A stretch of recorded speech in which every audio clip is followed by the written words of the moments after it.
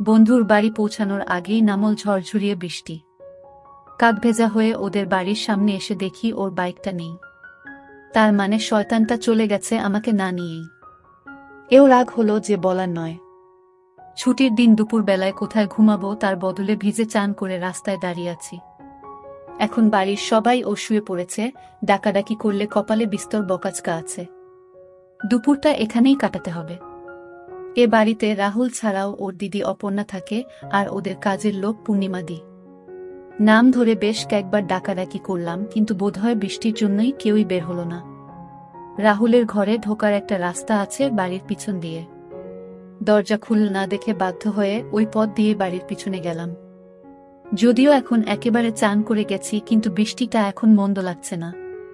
রাহুলদের পিছনের দিকের বারান্দার ছাতটা টিনের, তার উপর বড় বড় বৃষ্টির ফোঁটা পড়ে একটা অদ্ভুত সুন্দর শব্দ হচ্ছে। সরু গলি পেরিয়ে কলঘরের পাশে এসেও ডাকলাম, কেউ সাড়া দিল না। উঠোনটা পেরিয়ে বারান্দায় উঠেই যা দেখলাম তাতে চক্ষু চড়কগাছ হয়ে গেল। অপর্ণাদি কলঘরে বসে কাপড় কাচছে। বৃষ্টি আর কলের জলের শব্দে বোধহয় আমার গলা শুনতে পাইনি। একটা সুতোও নেই, জুড়ে বিন্দু বিন্দু জলের ফোঁটা। ভেজা চুল ছড়িয়ে আছে পিঠময়। কয়েক মুহূর্তের দেখা, কিন্তু তাতেও লাল সুতোর মাদুলি আর পায়ের কালো চুলের রাশি আমার চোখ এড়াল না। হঠাৎই অপর্ণাদির চোখ পড়ল আমার উপর।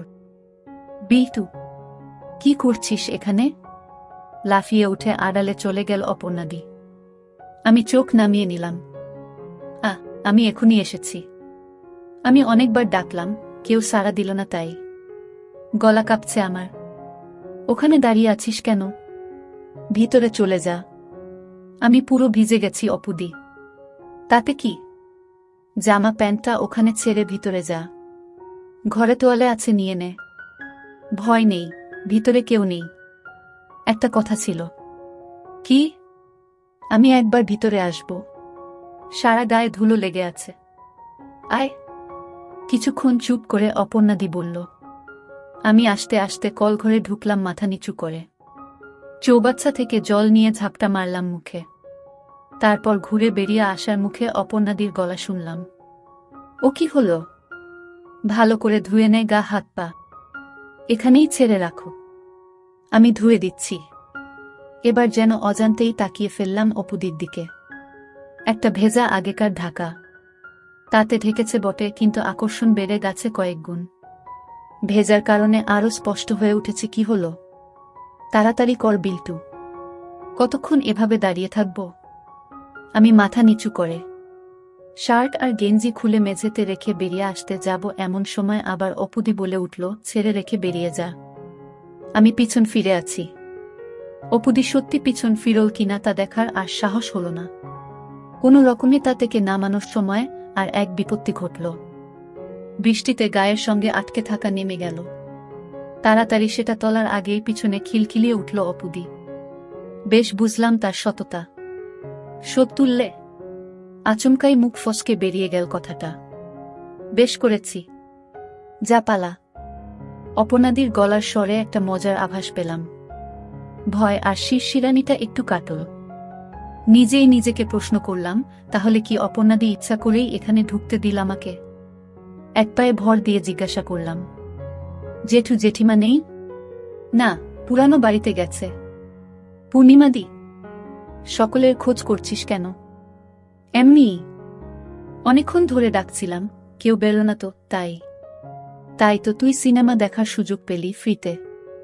তা বটে, তবে শুধু ট্রেলার। এরকম সিনেমার জন্য আমি ব্ল্যাকে টিকিট কাটতেও রাজি। আমার সাহস বাড়ছে ক্রমশ। পাকামি করিস না, যা ভাগ। অপুদি? কি? একবার দেখাবে? মানে? একবার দেখব তোমাকে। কি? প্লিজ, খুব ইচ্ছা করছে। বেরো এখনই প্লিজ দিদি, এরকম সুযোগ আর পাব না। দেখাচ্ছি মজা। এক ধাক্কায় আমাকে বের করে কলঘরের দরজা বন্ধ করে দিল অপুদি। আমি হতাশ হয়ে ঘরে এলাম। রাহুলের ঘর থেকে একটা তোয়ালে নিয়ে রাখলাম। রাহুলের ঘরের বারান্দা থেকে নিচেটা দেখা যায়। এখানে বসে বেশ কয়েকবার আড়াল থেকে আমরা পূর্ণিমাদির পানি বের করা দেখেছি। বারান্দায় সরে এসে নিচের দিকে তাকিয়ে রইলাম। মিনিট 10 পরেই স্নান সেরে বেরোলো অপর্ণাদি। পরে গামছা ছাড়া আর কিছু নেই। ওইভাবেই উঠোন পেরিয়ে পিছনের দিকের দরজাটা বন্ধ করে উপরে উঠে এলো। আয়নার সামনে নিচু টুলে বসল অপুদি। আমি পাউডারের কৌটো থেকে হাতের তালুতে পাউডার ঢাললাম, তারপর অপুদির পিঠে দিলাম। আমি আস্তে আস্তে হাতটা নামালাম। তোয়ালেতে আটকে যাচ্ছে অপুদি। অপুদি কিছু না বলে তোয়ালের গিঁটটা খুলে দিল। তারপর আমাকে ঠেলে সরিয়ে উঠে দাঁড়াতেই তোয়ালেটা শুকনো পাতার মতো খসে পড়ল। দেখবি বলছিলি না? দেখ। কি দেখবি? হায়, সত্যিই কি দেখো বুঝে উঠতে পারছিলাম না। এত কাছে একেবারে অপর্ণাদি। সব কেমন গুলিয়ে গেল, যেন নিজের গায়ে চিমটি কেটে দেখতে ইচ্ছা করছে স্বপ্ন দেখছি কিনা। চোখের সামনে একজন দেখাচ্ছে, ভেবে পাচ্ছিলাম না কি করব। থরথর করে কাঁপছে সারা শরীর। চোখ সবকিছু দেখতে চাইছে, কিন্তু কেন জানি না সাহস করে উঠতে পারছি না। কি হলো? দেখবি না? নরম গলায় বলল অপুদি। তাকা তাকা বলছি আমার দিকে। আস্তে আস্তে চোখ তুললাম। অপুদিকে ভীষণ লাগছে সেটা বলাই বাহুল্য। টানা টানা চোখ, জোড়া ভ্রু, সব মিলিয়ে অনেকটা দক্ষিণী সিনেমার নায়িকাদের মতো দেখাচ্ছে। ভেজা চুল ছড়িয়ে আছে চুলের মধ্যে, ঘাড়ে কাঁধে এখনো জলের ফোঁটা লেগে রয়েছে। অপুদির চোখে চোখ পড়তেই চোখ নামালাম নিচের দিকে। এবার আমি সরাসরি দেখতে পাচ্ছি। অপুদির গায়ের রঙের তুলনায় বেশ পরিষ্কার, তবে তা দক্ষিণী নায়িকাদের মতো বেশ বর্ণায়। যেন অনেকটা মাধ্যাকর্ষণকে উপেক্ষা করে আকর্ষণ করছে আমাকে। অপুদির গলা শুনে সম্বিত ফিরল। তাকালাম ওর মুখের দিকে। কি রে, বললি না তো? কেমন? খুব সুন্দর। একটু ধরব? পারমিশন নিচ্ছিস? যদি দাও। আমার মাথার চুল ধরে অপুদি বলল, ওরে বাদর, ধর, যা খুশি কর। বুঝিস না নাকি কিছু? আমি আর থাকতে না পেরে 2 হাতে দুটো ধরলাম। এ মনে হলো পিছলে বেরিয়ে গেল বুঝি। বসে বেশ জোরে চাপ দিয়ে ফেললাম। অপুদি বলে উঠল, আস্তে বিল্টু। সরি। অনেক সময় আছে, তাড়াহুড়ো করিস না। তাহলে তোর ও ভালো লাগবে না, আমার ও না। আমাকে বিছানার কাছে নিয়ে এলো অপুদি, তারপর একটানে আমার ততক্ষণে কলা গাছ। এবার বিছানায় শুয়ে পড়ে ও বলল, নে যা দেখবি দেখো। আমি এবার নিচে মনোনিবেশ করলাম। নিচ থেকে নেমে এসেছে হালকা চুলের রেখা। সেটাই নিচে নেমে বেশ ঘন জঙ্গল তৈরি করেছে। আমি হাত দিয়ে ওর মধ্যে বিলি কাটতে লাগলাম। অপর্ণাদি নড়ে উঠে শক্ত হয়ে গেল। মেঘলার জন্য ঘরে এল কম। তাছাড়া জানালার পর্দাগুলো ও টানা। তাই বিশেষ কিছু দেখতে পেলাম না, আন্দাজে আরও গভীরে নিয়ে গেলাম। এতদিনের ফিল্ম আর ম্যাগাজিন দেখার অভিজ্ঞতার সঙ্গে মিলিয়ে আন্দাজ করার চেষ্টা করছিলাম। নামল নরম একটা সুড়ঙ্গের মধ্যে। অপুদি চোখ বুজে ফেলেছে। শ্বাস পড়ছে ঘন ঘন। বেশ বুঝছি ও খুব এনজয় করছে। তাড়াহুড়ো করার কোনো মানে হই না। আমি এবার আমার নামিয়ে আনলাম। ভালো লাগছে অপুদি? কি? বাথরুম এখন? প্লিজ। খুব জোরে পেয়েছে। এখন নিচে নামতে হবে না। এদিকে আয়। বাধ্য ছেলের মতো অপুদিকে অনুসরণ করলাম। বারান্দার এক কোণে এসে পাল্লাটা খুলে দিল। বলল, এখানে করে নে, বৃষ্টিতে ধুয়ে যাবে। বারান্দার এদিকটা গাছে ঘেরা, তাছাড়া বৃষ্টির তোরে এখন চারদিক সাদা হয়ে আছে। গ্রিলের ফাঁক দিয়ে শাবল গলিয়ে দিলাম। হঠাৎ পিঠে নরম কিছুর। দেখলাম পিছন থেকে আমাকে ধরেছে অপুদি। ও কি রে, আমি আকর্ষণীয় তো? ভালো লাগলো দেখে। কোনো ক্রমে বললাম আমি। তারপর থেকে আমরা এখনো উঠিনি। আমি প্রশ্ন করলাম, রাহুল কখন ফিরবে? 5:30টার আগে নয়। তোদের ম্যাচটা আজ হচ্ছে না। রাহুল বাকিদের সাথে সিনেমায় গেছে।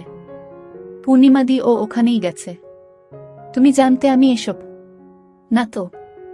তাহলে কি? তাহলে এত সুযোগ করে দিলে আমাকে।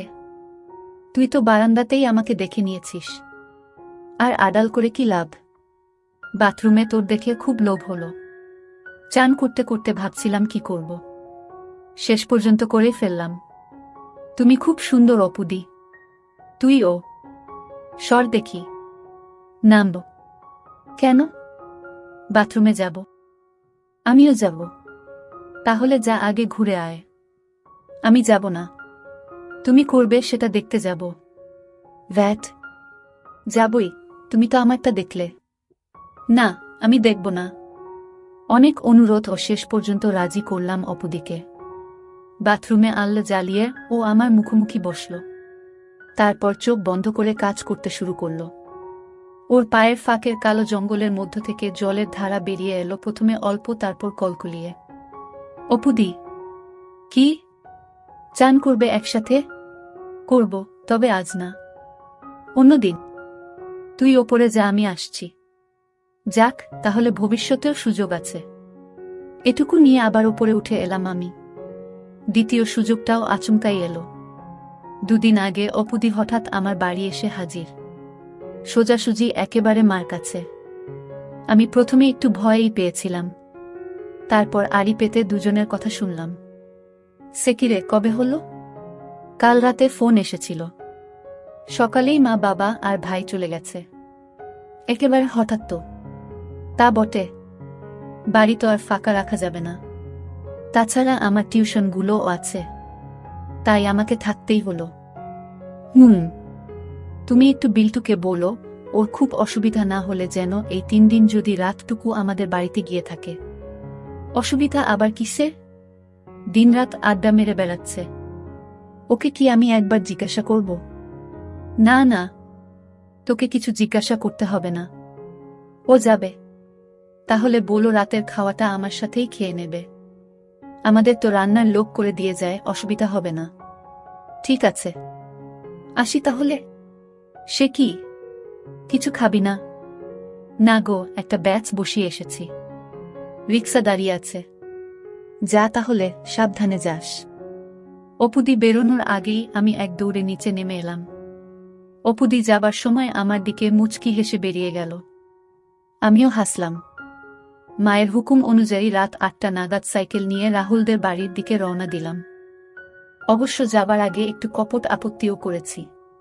আমাকে কেন? ধুর, অন্যের বাড়ি রাতে থাকতে ভালো লাগে না। এইসব আর কি। কিন্তু মা বলল, একটা মেয়ে বাড়িতে একা থাকবে। তোর কি কোনো কাণ্ডজ্ঞান নেই? আপত্তি না বাড়িয়ে আমি বেরিয়ে এলাম। পৌঁছাতে 5 মিনিটের বেশি লাগলো না। অপুদি দোতলার বারান্দায় দাঁড়িয়েছিল। আমায় দেখে নিচে নেমে এসে দরজা খুলল। আমি সাইকেলটা সিডির নিচে রেখেই ওকে পিছন থেকে। অপুদি বোধহয় সবে স্নান করেছে, চুল এখনো ভিজে। 2 হাত দিয়ে ধরে ঘাড়ে আদর খেতে লাগলাম। অপুদি কিছুক্ষণ পরে বলল, আর না। রান্নাঘরে পূর্ণিমা দিয়াছে। দুজনে উপরে উঠে এলাম। ঘরে টিভি চলছে। চ্যানেল পাল্টে পাল্টে কিছুক্ষণ টিভি দেখার পর পূর্ণিমাদি এসে জানালো তার কাজ শেষ। অপুদি নিচে গিয়ে দরজা দিয়ে এসে কাউকে ফোন করল। সম্ভবত রাহুলকে, কারণ হ্যাঁ, সব ঠিক আছে। চিন্তা করিস না, বিল্টু থাকবে। বাবা মার খেয়াল রাখিস, এই কথাগুলো কানে এলো। ফোন রেখে ঘরে এসে অপুদি জিজ্ঞাসা করল, কি রে, কিছু খাবি এখন? হ্যাঁ, তোমাকে।